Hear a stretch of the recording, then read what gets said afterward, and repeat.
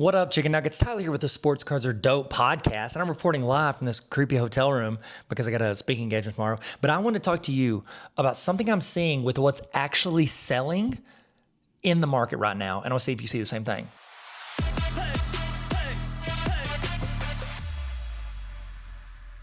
I was gone on for 12 days on an Alaskan cruise with my family very recently. It's why there was not very many podcasts, because I ran out and I couldn't upload it. It took me 2 days to upload one video. I was like, it ain't happening.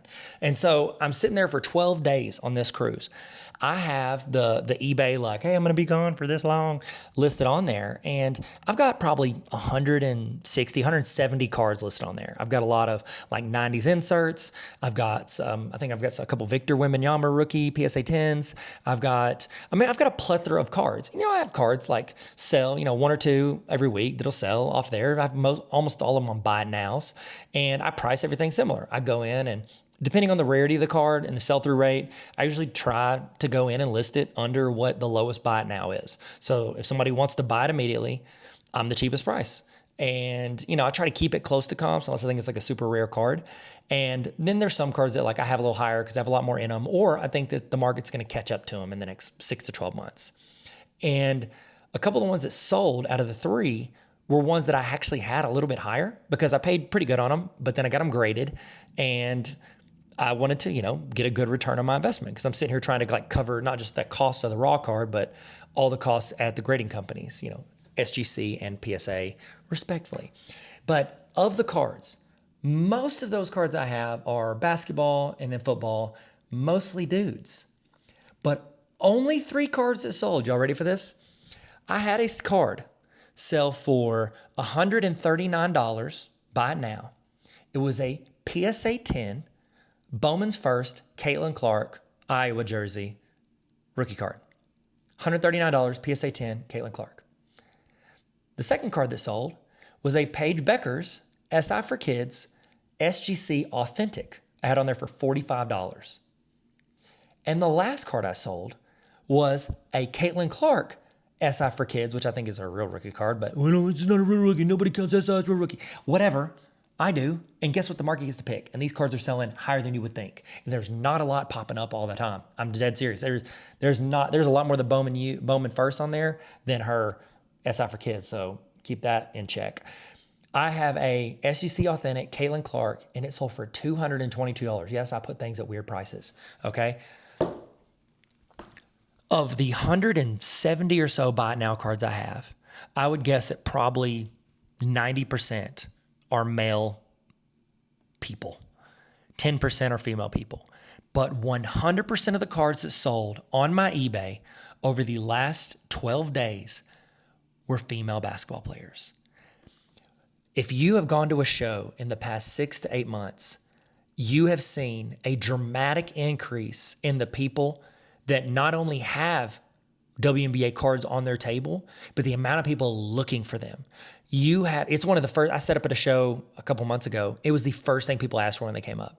More than most, not every time, but more than any other like theme or category or anything on the Venn diagram, it was women's basketball. Every now and then when I post a video or I buy a card, like I had an Angel Wilson autograph card I gave to Finn because he likes Angel Wilson. He has a jersey. He likes her. She's on his wall of greatness. He prints off pictures of players that he thinks are great, and he puts them on his wall. And, we're in a rent house, so I don't care if he can put a little tax in there. And Angel Wilson's on the wall. It's mostly dudes, but then you got Angel Wilson just yelling, and she's a phenomenal basketball player. Seems like a really great person. I'm super cool with it. But whenever I posted that video, it did pretty well on YouTube, I think. And, most of the comments are pretty nice, pretty cool. Like, oh, his excitement, all that. A couple people called him out for not saying thank you. He said thank you. I just stopped recording. He walked around the corner, so he did say thank you. Don't worry. We're trying, but also he is 9, so we are working on that more than often. More than often. That's not a thing people say. And the other thing that sometimes I get comments about are people like downgrading WNBA. I made a whole episode about this. If you're one of the people that is like trying to trash the WNBA or, oh yeah, it'll come back down. Maybe it will. But you saying that, you're already down. Your stock's already down. You are a small dude. And I made a whole episode of that, so I'm not going to go into it again. But I really hope we're not seeing this spike and this come down. I think maybe the Caitlin cards might come back down, but she is just, an extremely popular player. Is she the best player in the WNBA? No, she's not. She is not. But that's the thing. Like, people buy on the culture of the card. They buy on the story. They buy into the players they like. And yes, it helps if they're better, but it's not always that way. If you go look at 90s inserts, Dennis Rodman inserts will sell for more than Hakeem Olajuwon. No human on earth has Dennis Rodman above Hakeem in their all-time list of greatest players. Nikola Jokic is the most boring superstar we have. He's the best player in the world probably right now. His cards don't fetch what other players do. Anthony Edwards' stuff goes higher than him. You know why? Because Anthony Edwards is more compelling. People like him. More people like him. We don't just buy cards because they're the best players or they're in the most popular sport. We buy for the story. We buy for the narrative. And yes, very often their skills, their abilities, their trophies, their championships, that all plays into that narrative. But what we're seeing right now is we are seeing this whole market that has been sitting just like, I don't want to say stagnant, but it's not stagnant. It's been sitting and waiting and ready to get the popularity it deserves. And now we're seeing that rise. And yes, a huge spark of that is Caitlin Clark. And then you have Caitlin Clark, there's no denying she is the top of that pyramid of what is sparking that. But then you have these other like rookies. You've got Angel Reese, you've got Cameron Brink, you've got like Paige Bueckers. They're in a tier underneath that they are also very popular. And granted, Cameron Brink's only played 10 games, but she's still extremely popular. She is high in cultural significance. She has podcasts. She has social media. She's all over, like collaborating with companies. She has that. And she came in number 2 in the draft behind Caitlin Clark. She has a lot of attention.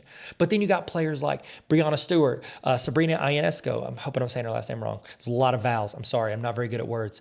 And then you've got like Asia Wilson. Like, Asia Wilson's the best player in the league. It's not even a question. Everybody says it. But you also have their stuff coming up as well.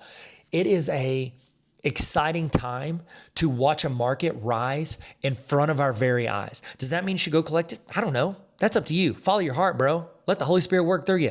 I ain't going to tell you to go collect anything that you shouldn't collect, except for Jordan Poole, because he's the GOAT and everybody should collect him because he's a great dude and I fully support him. Actually, don't collect him because then I'm competing against you in all the bids, in all the world. And don't buy Ron Gant either, the GOAT as well. You're like, who's Ron Gant? You wish you knew. Tyler, stay focused.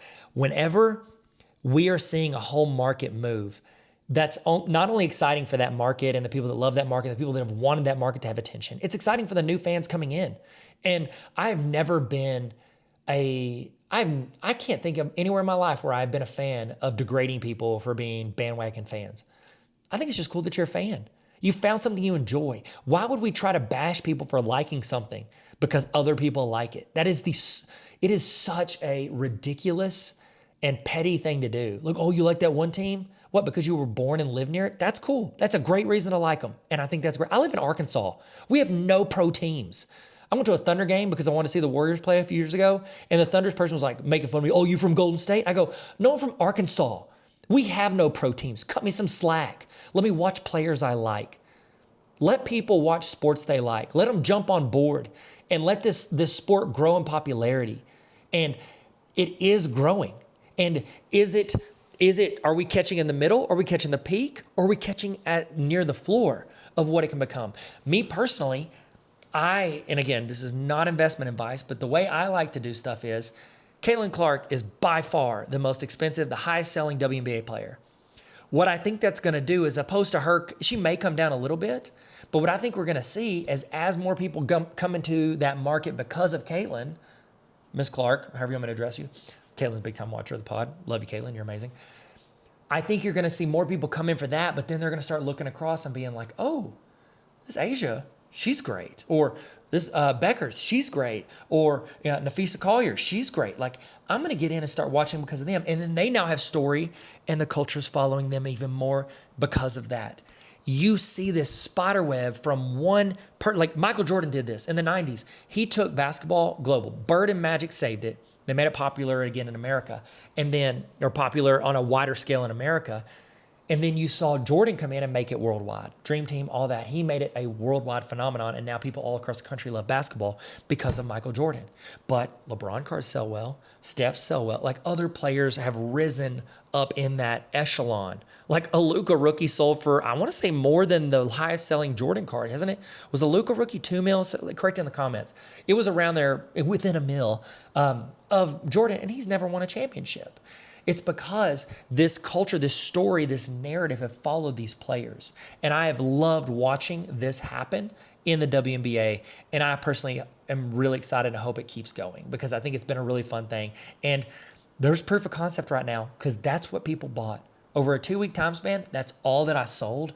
And it wasn't like I priced those actually a little higher thinking that market would go up. And it is. That market, because it is newer and rising, I think you're going to see more people take a chance on it because they think that it's not at the peak, it's on the rise. And I think we're seeing that in Pokemon. I haven't followed Pokemon, said I want to throw a lot out there, but Pokemon's been the same way over the past 8-9 months in that rise in value. So those are my thoughts. I'd love to know your thoughts. What are you seeing sell? Where is it selling? And then what is selling? Are you setting up at shows? Do you have a shop? Or are you selling on eBay or some other platform? What is selling, and what are the comparisons to how you thought it was going to sell versus how it actually sold? There you go. Thank you guys so much for watching. Y'all be good. Like, subscribe if you want to, but no pressure. If you're on Spotify or Apple, go in, hit the star thing that people always talk about. Slap Orion's belt. Orion's belt's only 3. How many stars are on Orion's belt? I don't think anybody knows because I don't know, so nobody knows. Y'all be good. Stay sweet and never stop collecting. Sports cards are dope. So are you, my guy or gal.